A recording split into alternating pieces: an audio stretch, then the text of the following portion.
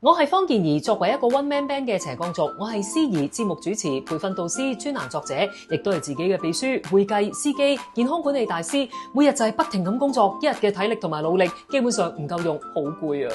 但係幾忙都好，作為一個健康節目主持人，當我之前睇到有一個調查顯示，近70%嘅香港人早餐營養攝取量係唔夠㗎，可能有機會影響到日常生活啊、工作等等。我就會決定每日要寫一個營養均衡嘅早餐，因為佢係支撐我全日動力嘅第一步。有時候咧，我都會飲子母嘅，補充每朝早餐營養需要，夠晒方便快捷，令到我可以保持活力，面對一整日嘅工作挑戰。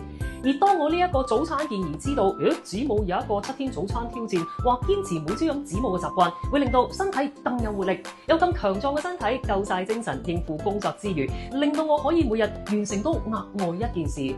等我試下你先。目標每日完成多額外一件事。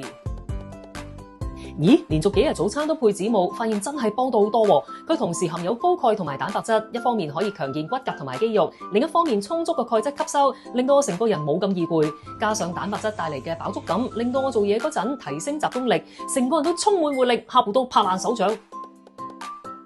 而家每日起身都感覺充滿活力，朝朝飲子母，營養夠晒數。